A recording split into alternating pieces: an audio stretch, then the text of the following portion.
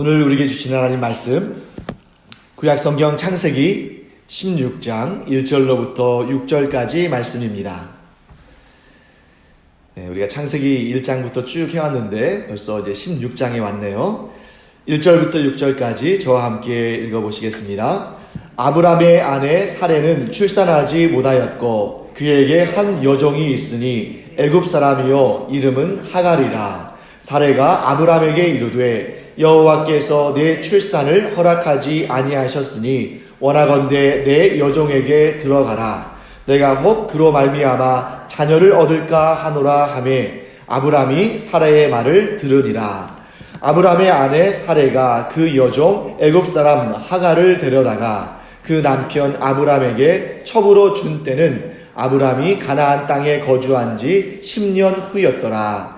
아브람이 하갈과 동침하였더니 하갈이 임신하매 그가 자기의 임신함을 알고 그의 여주인을 멸시한지라. 사레가 아브람에게 이르되 내가 받는 모욕은 당신이 받아야 옳도다. 내가 나의 여종을 당신의 품에 두었거늘 그가 자기의 임신함을 알고 나를 멸시하니 당신과 나 사이에 여호와께서 판단하시기를 원하노라.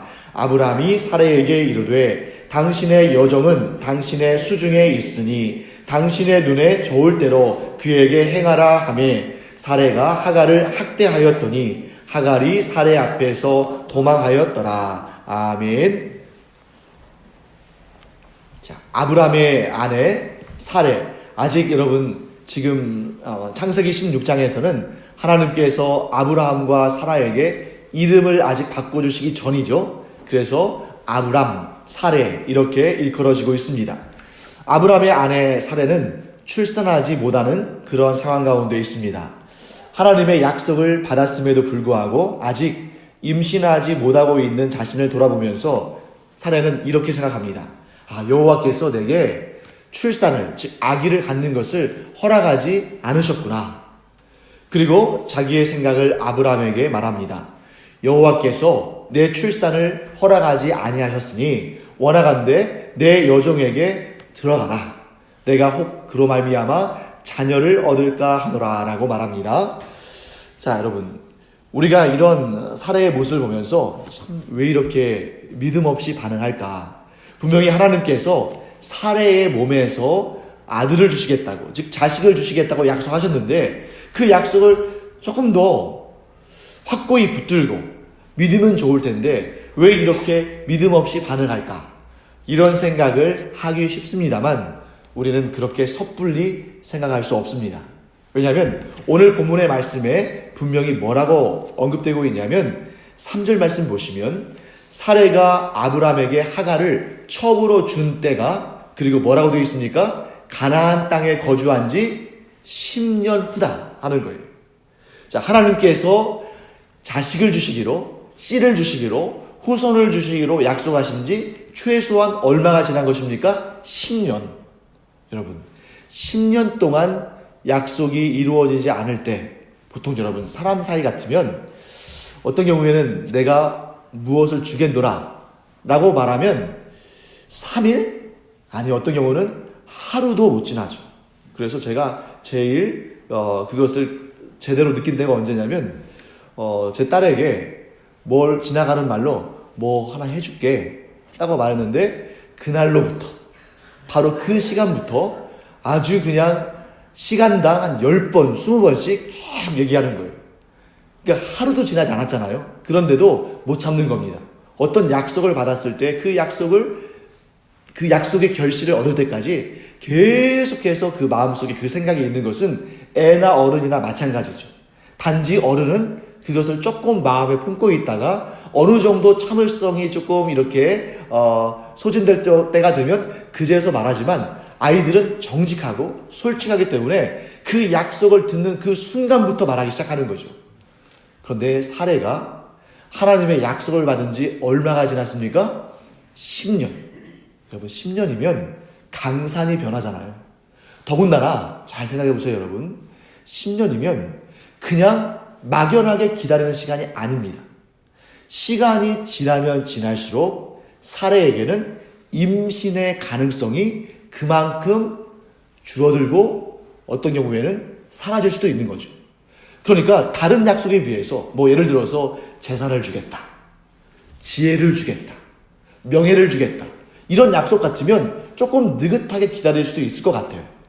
왜냐면 지금 당장 굶어 죽는 거 아니고, 지금 당장 그 명예를 손에 못 쥔다고 해서 문제가 되는 것도 아니고. 그런데 지금 이 약속은 사례에게는 너무나 간절한 약속이었고, 또 시간이 지나면 지날수록 불리해지는 것이 너무나 선명한 일이었기 때문에 10년간 기다린 것도 굉장한 참을성이다, 10년간 기다린 것도 굉장한 믿음이다 하는 것을 우리는 알게 됩니다.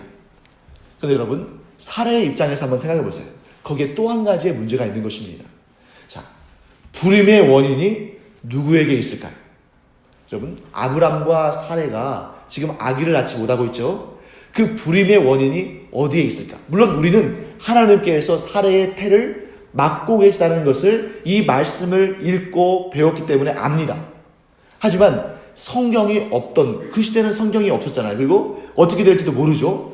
그러니까 사람들은 불임이다 그러면, 오늘날처럼 과학과 의학이 발전한 시대라면 이 불임의 원인이 꼭 여자만의 원인은 아닐 수도 있잖아, 이렇게 생각할 수 있는 거예요. 그러면 책임감이 분담되고 꼭 나만의 문제가 아닐 수 있다는 마음이 들면 상대적으로 마음이 편안하겠죠. 왜? 꼭 나만의 문제가 아닐 수 있으니까. 하지만 여러분, 이 시대는 지금으로부터 최소한 4,000년, 길게 잡으면 4,500년도 잡을 수 있는 이때인데, 그때에 무슨 과학적인 지식이 있고 무슨 의학적인 지식이 있겠습니까? 애를 못 낳으면 100% 누구의 책임이라고 생각했어요? 여자 쪽에 책임이 있다고 생각했죠. 그래서 예전에도 우리 칠거지약 해가지고 여인이 아기를 못 낳으면 집에서 쫓겨나기도 했잖아요. 그런데 아마 제 생각에는 그 가운데 억울한 여인들도 매우 많았을 것 같아요. 이 여인의 몸에는 아무 문제가 없는데 남자에게 문제가 있거나 혹은 다른 환경적인 요인 때문에 임신을 못할 수도 있는 거 아니겠습니까? 하지만 이 당시에는 아기를 못 낳으면 당연히 누구의 책임이다? 여인의 책임이다. 이것이 당연하게 여겨지던 시대입니다. 그러니까 사례는 얼마나 또 아브라함에게 미안하겠어요. 그런데 여러분, 이런 가부장적인 사회에서 여성이 상대적으로, 아니 절대적으로 약자의 위치에 설 수밖에 없는 그 시절에는 여성이 너무나 괴롭고 힘든 그러한 삶을 살 수밖에 없는 것입니다. 그럼에도 불구하고 제가 볼 때는 꼭 그것만은 아니겠지만 아브람이 하나님의 택함을 받을 만한 참 귀한 사람이라는 것을 하나 느꼈어요.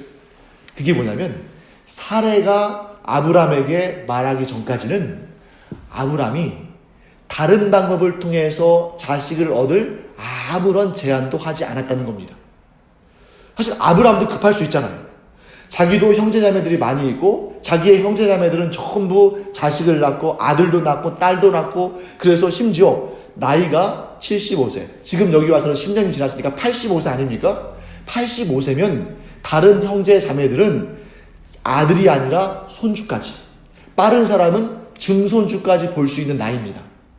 그럼에도 불구하고 아브람이 다른 방법을 통해서 자녀를 갖기를 원하는 그런 마음을 먼저 내색하지 않았다는 것은 굉장히 훌륭하다. 이 당대의 이 가부장적인 사회에서 이런 남자가 또 어디 있을까? 이런 정도예요. 그래서 여러분, 우리가 지난 시간에 뭘 봤냐면, 아브람이 그도 믿음이 조금씩 이렇게 약해지면서 조급해지면서 자기의 상속자를 삼아야 되는데, 왜냐하면 노인이 되면 언제 하나님이 부르실지 모르잖아요. 그렇기 때문에 자신의 재산을 어떻게 꾸려갈지를 상속자에게 맡겨야 되는 것입니다. 왜 그러냐면, 자기는 죽으면 그만이지만 자기의 식솔들 있잖아요. 예를 들면 사례, 그리고 자기가 애주중지 또 하는 그런 많은 종들도 있을 거 아닙니까? 그러면 이 상속자가 없으면 자기의 사후에 이 재산이 어떻게 분배되고 또 자기의 홀로 남은 사례가 어떻게 생활할지, 이 당시에는 여성에게 경제권이 없었기 때문에 이런 부분들을 지혜롭게 나눠줄 사람이 필요한 겁니다. 대부분은 그런 역할을 누가 하는 거죠? 아들이 하는 거죠. 그런데 아브라함은 아들이 없었기 때문에 하나님께 뭐라고 말하냐면, 내가 집에서 길리운 이 다메섹 사람 엘리에셀을 저의 상속자로 세우고자 합니다. 여러분, 이런 결정은 쉬운 결정이 아니에요. 다메섹 사람 엘리에셀은 이 아브라함에게는 종입니다. 아끼는 종이에요. 그런데 아브라함도 사람이기 때문에, 아브라함도 똑같은 사람 아니겠습니까? 가급적이면 첩이라 할지라도, 후처라 할지라도 자기의 씨를 그 여인을 통해서 남기고, 그렇게 해서 본처의 소생은 아니지만 후첩의 소생이라 할지라도 자기의 피가 섞인 사람을 상속자로 세우고 싶은 마음이 없지 않았을 거예요. 그런데 아브라함은 참 귀한 사람입니다. 자기의 아내 사레가 상처받을까봐, 그 아내가 아기를 낳지 못하는 것에 대해서 얼마나 마음 아파하는지를 알기 때문에 그런 제안을 먼저 하지 않았던 거예요.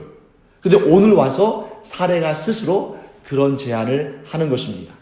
그래서 저는 구약 성경에서 최고의 이 애처가 두 명을 꼽자면, 여기에 사레의 남편인 아브라함, 그리고 한나의 남편인 엘가나, 이 두 명은 정말 아내를 사랑하고 존귀히 여겼다 하는 것을 볼 수 있는데, 그 중에서도 탑은 아브라함이에요.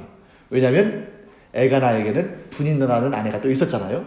그러니까 이러한 훌륭한 사람이기 때문에 하나님께서 여러 이유가 있으시겠지만, 즉 아브라함이 믿음으로 반응할 것을 아셨기 때문에 아브라함을 믿음의 조상으로 선택하셨겠지만, 이런 면도 하나님께서 보지 않으셨을까?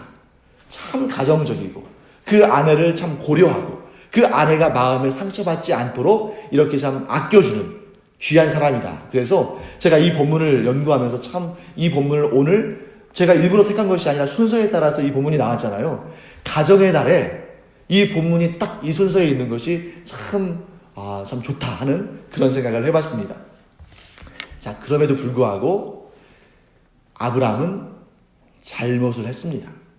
어떤 잘못이냐 하면, 지금 여기서 사례죠. 사례가 조급함 때문에, 또 자기도 자식을 품에 안고자 하는 그런 생각 때문에, 여러분, 이 당대의 풍습은 여종을 이렇게 후첩으로 주었을 때에 그 본처가 자기의 종을 남편에게 첩으로 주었을 때에 그 첩에서 나오는 자식은 비록 젖은 그 첩이 물리지만 이 아기는 누구의 소유가 되는 거예요?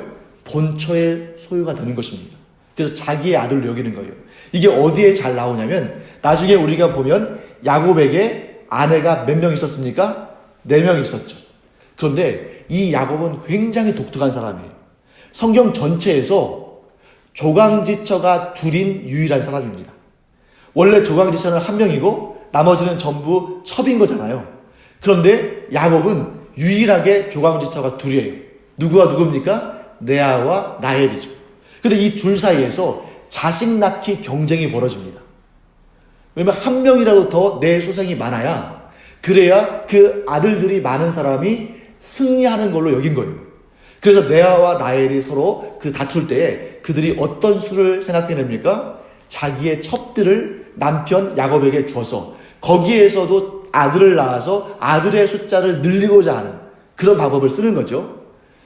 자, 그럴 때 사례가 하나님의 약속의 말씀을 믿지 못하고, 믿지 못하는 것은 아니지만 너무 이 조바심이 나고 기다리지 못해서 자기의 방편으로, 자기가 생각해낸 그런 방식으로 자식을 갖고자 할 때, 자기의 여종인 하갈을 남편에게 주어서 자식을 갖고자 할 때, 그것도 하나님의 약속을 믿지 못한 연약함이고 잘못이지만, 일단 저는 사례의 책임도 물론 있지만 더 중요한 책임이 아브라함에게 있다고 생각이 돼요.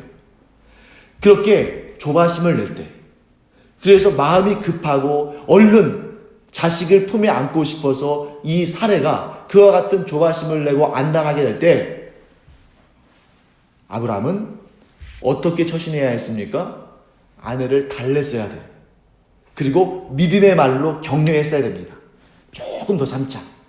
지금까지 10년이나 참았는데 우리가 조금만 더 참자. 그러면 분명히 하나님께서 약속하신 아들을 주실 것이다 라고 믿음으로 격려하면서 이 여인을 어떻게 보면 아주 굳건하게 믿음 위에 설 수 있도록 도와줘야 할 그러한 책임이 그 가정의 가장으로서 아브라함에게 있다는 것입니다. 그런데 아브라함은 그렇게 했습니까? 본문의 말씀 보시면 어떻게 했냐면 그 아내의 말을 들었다고 되어 있어요. 아내의 말을 들었을 때에 큰 문제가 발생하는 것 두 가지. 많이 있습니다만 그런데 대부분의 경우에 아내의 말을 들으면 자다가도 떡이 생기죠. 그렇죠? 대부분의 경우에. 하지만 꼭 그런 것은 아니라는 거예요. 대표적인 두 가지 케이스가 있습니다. 아내의 말을 들어서 하나님 앞에 범죄하고 문제가 생겼던 경우. 어떤 경우예요? 아담이 하와의 말을 듣고 선악과를 먹었을 때. 아브라함이 사레의 말을 듣고 하갈과 동침했을 때. 여러분 그 결과들을 보세요. 아담이 하와의 말을 듣고 선악과를 먹었을 때 어떻게 됐습니까? 정말 인류 최고의 후회될 일이 발생했죠. 죄와 사망의 권세가 세상에 들어오고 우리가 죄와 사망의 권세의 종이 되는, 인간이 죄와 사망의 종이 되는 그런 안타까운 일이 생깁니다. 또 오늘 아브라함이 사레의 말을 듣고 하갈과 동침해서 아들을 낳았을 때 어떤 문제가 생기나요? 여러분 우리가 알죠? 하갈과 아브라함 사이에서 태어난 아들의 이름이 뭡니까? 이스마엘이죠. 그 이스마엘이 오늘날 어떤 사람들의 조상이 됩니까? 이슬람 사람들의, 이슬람 문화권의 사람들의 조상이 되는 거죠. 그러니까 여러분 만약에, 물론 역사에 있어서 만약이라는 것은 의미가 없습니다만, 만약에 아브라함이 정말 이 조바심 나고 믿음이 연약해져서 마음이 정말 힘들어서 자기의 여종인 하갈을 통해서라도 아들을 품에 안고 싶어하는 사례를 이렇게 위로하면서 당신의 어려움을 내가 잘 안다. 10년 동안이나 참았으면 정말 잘 참은 것이다. 그 믿음도 참 위대한 믿음이다. 그런데 우리 힘을 모아서 조금만 더 참자. 이렇게 해서 그날의 그 유혹을 물리셨다면 그 후손, 즉 이삭과 이삭의 후손 야곱과 또 그 이후에 태어날 모든 이스라엘 후손들이 후대에 그렇게 고생하지 않았을 수도 있다는 거죠. 심지어 여러분, 그 이스마엘의 후손들이 얼마나 악독한 짓을 하냐면 오늘날 우리에게도 영향을 미칩니다. 그럼 얼마 전에 그 스리랑카에서 테러가 일어나고 또 태국에서도 테러가 일어나고 이러면서 그 테러의 배후로 이 IS, 이슬람, 그 IS라는 그 명칭의 공식적인 명칭이 이슬라믹 스테이트잖아요. 이게 이슬람 국가라는 뜻이죠. 그러니까 우리가 이슬람교를 섬기는, 알라를 섬기는 사람들이 모여서 국가를 이루자. 이래가지고 마치 바벨탑을 쌓고 흩어짐을 면하고자 하는 것처럼 그들이 모였는데 그들의 생각은 악할 뿐입니다. 그래서 공식적으로 그 IS의 지도자가 오랜만에 매스컴에 나와서 한다는 말이 뭐였어요? 기독교를 향한 테러를 계속 자행할 것이다. 여러분, 참 종교와 거짓 종교의 구분은 물론 그 진리의 말씀을 가지고 있느냐, 가지고 있지 않느냐, 참 하나님을 섬기느냐, 우상을 섬기느냐, 여기에도 참 종교와 거짓 종교를 구분하는 그런 기준이 있지만 또 한 가지가 있습니다. 그것은 뭐냐면 사람의 생명을 어떻게 여기느냐. 여러분, 기독교는 이단이라 할지라도, 사입이라 할지라도, 타 종교라 할지라도, 귀신에 쓰인 사람이라 할지라도 그 생명을 죽이려고 합니까? 살리려고 합니까? 살리려고 하는 거예요. 기독교의 본질은 아무리 악한 사람이라 할지라도, 아무리 우상을 섬기는 사람이라 할지라도, 심지어 교회를 말살하고자 하는 사람이라 할지라도 죽이려 하지 아니하고 그를 살리려 하는 것이 기독교의 근본 정신입니다. 그래서 하나님께서 또 우리 주 예수 그리스도께서 우리에게 누누이 하시는 말씀이 뭐예요? 원수도 사랑하라는 말씀을 하시는 거잖아요. 그래서 참 종교인 기독교는 어떤 상황에서도 그가 아무리 하나님을 대적하고 예수 그리스도를 욕하고 그리스도인들을 죽이려 한다 할지라도 그에게 피해 보복을 하지 않는 거예요. 반면에 이슬람은 어떻습니까? 기독교인들이 자신들을 공격하지 않았다 할지라도 단지 신앙이 다르다는 이유로, 단지 알라 신 앞에 절하지 않는다는 이유로, 단지 예수 그리스도를 믿는다는 이유로 사람을 잡아서 고문하고 참수하는 것을 오히려 영광으로 여기는, 이것이 이 극단적인 이슬람의 본질 아니겠습니까? 그래서 여러분, 만일 아브라함이 그 가정을 살리는 데 있어서 우리 가정이 사는 것은 이렇게 인위적인 방법으로 자식을 얻는다고 해서 우리 가정이 사는 것이 아니다. 우리 가정이 사는 것은 하나님의 약속을 붙들고 하나님의 뜻에 따라서 하나님의 뜻에 순종하는 것이 이 가정을 살리는 길이다. 나도 아들 갖고 싶다. 나도 후손을 보고 싶다. 하지만 하나님께서 약속하신 그 후손이 아니라면 그것은 복이 아니다. 라고 말하면서 설득했다면 오늘날 우리에 이르기까지 얼마나 은혜롭고 복된 그러한 일들이 생겼을까 하는 것을 보게 됩니다. 그래서 오늘 우리가 특별히 이 가정의 달을 맞이해서 5월은 가정의 달이잖아요. 그래서 제가 이 말씀을 통해서 몇 가지의 생각을 한번 해봤습니다. 자, 부부는 여러분 어떤 존재일까요? 부부는 자, 하나님께서 창조하신 것이 물론 이 세상에 있는 모든 것을 하나님께서 창조하셨습니다만 하나님께서 가장 심혈을 기울여서 만드신 제도가 두 가지가 있어요. 하나는 뭐겠습니까? 교회겠죠. 또 다른 하나는 무엇입니까? 가정입니다. 가정을 하나님께서 가정이라는 제도를 창조하시면서 아담에게 하와를 주실 때에 그를 무엇으로 주셨냐면 배필로 주셨어요. 배필. 이 배필이라는 것이 어떤 의미를 갖습니까? 성경에서는 뭐라고 되어 있습니까? 돕는 배필. 그래서 남편이 아내를 돕고 아내가 남편을 돕도록 이렇게 배필을 주신 것입니다. 그때 여러분, 이 배필은 돕도록 세워졌지 누가 잘했냐 누가 못했냐 하고 판단하도록 세워진 존재가 아니에요. 그래서 여러분, 가족 밖에서는 우리가 얼마든지 누구는 어디가 잘못됐고 누구는 무엇을 잘못했고 또 무엇을 잘했고 이렇게 판단할 수 있습니다. 왜냐하면 분명히 성경 말씀에 판단받지 않으려고는 판단하지 말라고 되어 있지만 사실 여러분, 우리가 어떤 경우에든지 악한 의도로 판단하는 것은 잘못됐지만 이 판단 자체를 안 하는 것은 아니잖아요. 좋으냐 나쁘냐 판단할 수 있습니다. 그런데 가족들의 경우에는 물론 선악간에 우리가 판단하고 선을 쫓아가고 악을 버려야 되지만 그럼에도 불구하고 가족은 어떤 존재입니까?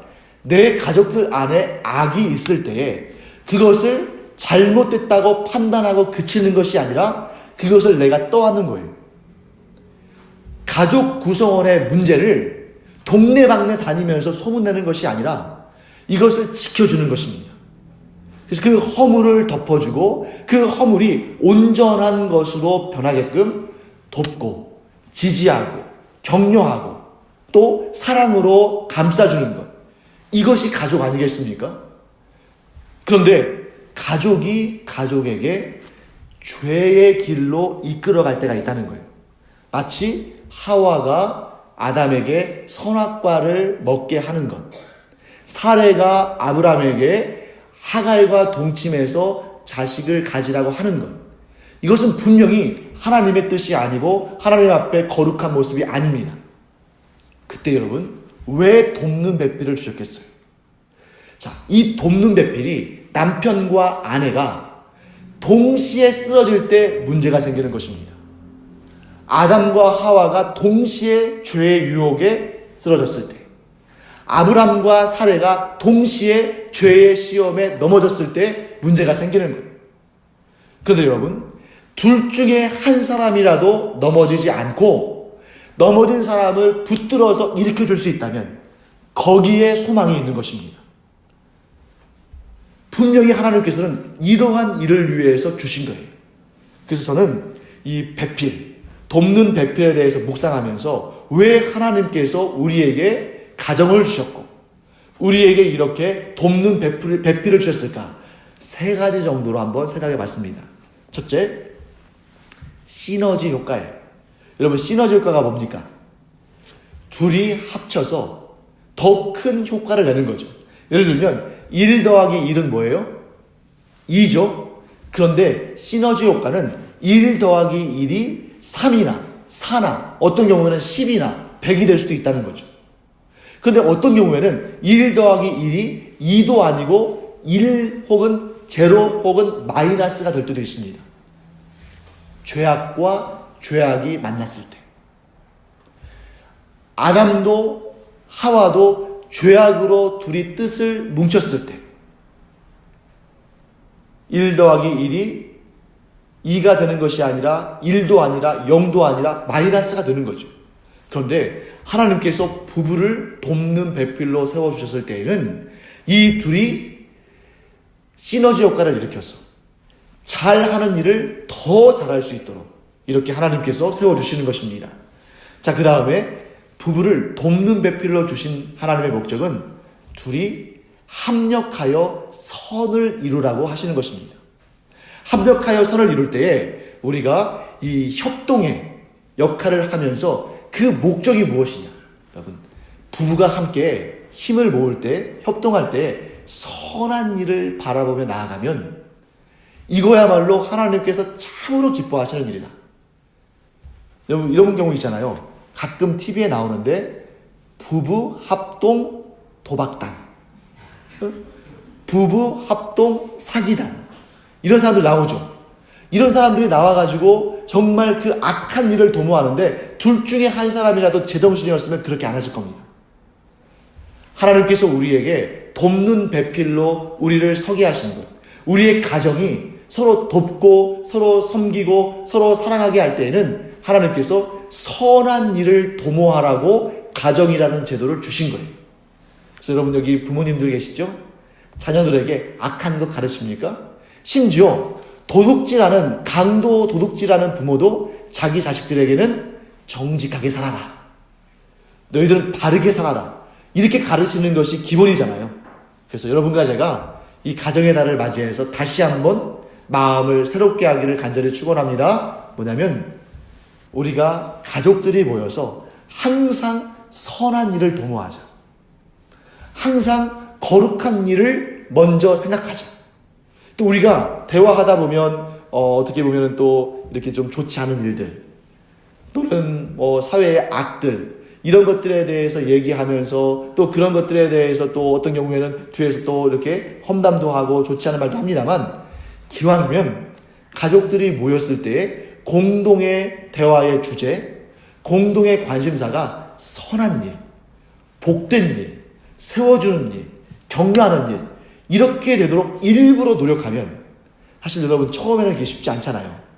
보통 사람들은 그러니까 뒤에서 누군가를 험담하고 약점에 대해서 얘기하고 그 사람의 못된 습관이나 잘못된 그런 말, 행동, 이런 것들을 책잡는 것을 즐거워하고 그런 것들이 소일거리도 되고 그것들이 오히려 사람들 사이의 관계를 가깝게 하는 것처럼 보이지만, 실제로 그것이 뿌리는 씨앗은 결국에는 악한 열매를 거두고 우리의 가정을 오히려 이전보다 더 못된 모습으로, 이전보다 더 악한 모습으로 변질시킬 수 있다는 거죠. 그래서 우리가 의도적으로, 그러니까 이것은 우리 가정의 공동체도 마찬가지고 우리의 교회 공동체도 마찬가지입니다. 우리가 마음만 먹으면 얼마든지 잘 헐뜯을 수 있는 사람들이잖아요. 우리가 마음만 먹으면 얼마든지 물고 늘어질 수 있는 일들 많습니다. 그런데 그런 것들에게 우리의 관심을 두지 않고 섬기는 일, 선한 일, 복된 일, 은혜로운 일, 경건한 일, 거룩한 일을 우리의 이 가정에, 또 순모임에, 또 교회 공동체에 이런 일들에 마음을 쏟고 그런 주제로 대화를 하고 그런 일을 도모할 때 우리 가정이 살아나는 역사를 경험하게 될 줄 믿습니다. 그 다음에 세 번째는 뭐냐면, 하나님께서 부부를 돕는 배필로 허락하시고 우리의 가정을 믿음의 가정으로 세우시기를 원하시는 이유는 뭐냐면, 죄와 악에 대해서 공동의 방어 전선을 구축하라고 우리를 공동체로 부르신 거예요. 그래서 여러분, 그래서 우리가 군이나 혹은 수련회나 이런 데 가서 보면 밤에 불침번을 세울 때가 있습니다.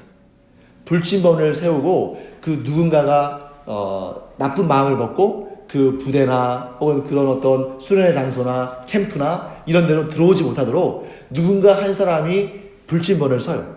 그다음에 이 사람이 1시간 불침번을 쓰면 이 사람은 다시 들어와서 잠을 자고 또 다른 사람이 나가서 또 불침번을 쓰고 경계를 서죠. 이런 것처럼 우리의 가정이 항상 이 가정 안에 악한 것들이, 악한 영이나 악한 생각이나 악한 사람들이 이 가정을 공격하지 못하도록 늘 깨어서 기도하는, 그러한 기도의 불침번을 서는 이러한 이 공동전선을 형성하는 것이 굉장히 중요하다. 그래서 우리가 이제 여름에 특별히 이제 우리 교회 학교 이런 행사들이 있거나 그럴 때 이런 사역들을 많이 하죠. 릴레이 금식 기도랄지 또는 릴레이 기도회랄지 이런 것들을 하면서 이 시간을 놓치지 아니하고 시간을 이어가면서 기도하는 그런 모습들을 보게 됩니다. 가정도 마찬가지라는 거예요. 아내가 기도할 때에 그 기도에 힘을 실어주고 또 그 기도를 이어서 남편이 또 그 가정을 위해서 또 기도하고 또 자녀들도 그 기도에 동참하고 이러면서 악한 유혹과 시험이 닥칠 때에 잠들지 않고 누군가 깨어 기도하는 이 아름다운 공동체, 이것이 곧 우리의 가정이 해야 할 중요한 역할이라는 것입니다. 사랑하는 성도 여러분, 우리가 공동체로 부름받았습니다. 가정은 가정의 공동체로, 또 교회는 교회의 공동체로. 너무나 감사한 것은 뭐냐면 우리가 이렇게 역사적으로 볼 때에 이런 공동체가 세워졌을 때에 이 공동체의 구성원이 일시에 한 번에 동시에 쓰러지는 경우들이 그렇게 많지는 않다는 거예요. 그래서 예를 들면 아내가 시험에 들 때 남편이 깨어있을 때가 많고 또 부모가 어떤 시험에 들 때에 자녀가 깨어있을 때가 또 있고, 그래서 하나님께서 이렇게 우리를 공동체로 불러주실 때에는 누군가 깨어있어서 그 공동체를 세우고 그 공동체가 죄로 말미암아 변질되지 않게 하시고 또 그 공동체가 더 나은 길로 성장하고 발전할 수 있도록 하나님께서 길을 열어주시는 그런 역할들을 맡기신다는 것입니다. 자, 그런 의미에서 볼 때 오늘 금요일 기도하는 날이잖아요. 기도하는 날 여러분과 제가 이 자리에 왔는데 여러분이 여러분의 가정에 또 우리 신제주 광염교회, 나아가 한국교회, 나아가 전 세계 모든 교회의 대표자로 나왔다는 거예요. 누군가 한 명은 불침번을 서야 합니다. 누군가 한 명은 경계를 서야 돼요. 지금 이 오늘의 본문에서 아브람과 사레 둘 중에 한 명은 경계를 서 있어야 되는 것입니다. 둘 다 서 있을 수도 있겠죠. 하지만 최소한 둘 중에 한 명이라도 영적인 불침번이 돼서 영적인 경보가 돼서 어떤 문제가 발생했을 때에 그 문제에 대해서 지적을 하고 우리 이런 죄악 가운데 빠져 있으면 안 된다 하면서 무릎을 꿇고 하나님 앞에 나아가서 기도한다면 그 가정은 아마 살아났을 것입니다. 이러한 참담한 후대에까지 영향을 미치는 악한 씨앗이 발생하지 않았겠죠. 여러분과 제가 이 자리에 온 것이 우리가 그냥 시간 돼서 교회에 기도의 시간이 있으니까 한번 가볼까? 이게 아니라 하나님의 선하신 인도하심이 분명히 우리의 발걸음을 이곳으로 인도한 줄 믿습니다. 왜 왔을까요? 생각해 보세요. 여러분, 이 시간에 우리가 이 주말, 세상 사람들은 불타는 금요일 그래가서 불금 막 이러잖아요. 그래서 요즘에 그 인기 있는 어벤져스 이런 영화도 보러 갈 수도 있고, 또 이 시간에 또 친한 사람들끼리 몇 명 모여가지고 티타임 가질 수도 있고, 또 가족끼리 나가서 외식하면서 즐길 수도 있고, 여러분 우리도 얼마든지 그것을 누릴 수 있습니다. 그럼에도 불구하고 이 자리에 온 것은 하나님께서 여러분과 저에게 기도자로서 세우시며 영적인 불침번으로 우리를 부르신 거예요. 그래서 우리는 이 시간 나의 개인적인 그런 기도를 하는 것도 물론 굉장히 좋고 하나님께서 허락하신 그런 귀한 사역입니다만, 우리는 특별히 이 금요일의 이 기도 시간은 내가 나의 가정의 대표로 나왔다. 지금 내 자녀와 내 남편이, 내 아내가 이 자리에 없을 수도 있어요. 하지만 내가 이 시간 우리의 가정의 대표로 이 자리에 나와서 불침번 역할을 한다. 물론 우리 신대주 가정교회 모든 성도들이 이 자리에 나오면 좋겠지만 현실적으로 그렇지는 못하잖아요. 그렇지만 내가 저 사람들은 금요일날 이 금요 기도의 시간에 교회 나오지도 않고 이게 뭐야? 이게 아니라 그래 저분들은 지금 못 나온 상태지만 내가 저분을 대표해서 저분에게 내가 보니까 기도의 제목들이 굉장히 많은 것 같은데 그의 기도를 내가 담당해야겠다. 이런 마음으로 나아가 온 세계 모든 교회들 모든 그리스도인의 공동체의 대표자로서 우리가 기도하면서 하나님의 나라와 그 의가 이 땅에 충만해지는 그 역사를 위해서 기도한다면 하나님께서 우리를 가정에 또 교회에 대표자로 여기실 뿐만 아니라 그 기도의 대표성을 인정해 주시고 우리의 기도에 선하신 응답으로 채워주실 줄 믿습니다. 그래서 이 시간 여러분 나를 이 자리로 오게 하신 분은 하나님이시다. 결코 우연하게 내가 이곳에 온 것이 아니다. 하나님께서 나를 부르실 때에는 나의 기도를 들으시고 응답하시려고 나를 부르신 것이다. 또한 나는 단지 몇 개의 내가 지금 당장 급한 기도 제목으로 끝나는 것이 아니라 대표자로서 나의 기도뿐만 아니라 나의 가정에 또 교회에 나아가 전 세계 그런 모든 신앙의 공동체의 대표자로서 내가 하나님께 아뢰야겠다. 이런 마음으로 기도자의 자리에서는 여러분과 제가 되기를 간절히 축원합니다. 자, 이제 우리가 이 말씀들을 마음에 새기면서 몇 가지 합심 기도로 함께 기도한 다음에 한 10분 정도 기도할 거예요. 그리고 제가 여러분들을 위해서 축복하여 기도하고 그 후에 이제 또 개인 기도하는 그런 시간을 갖도록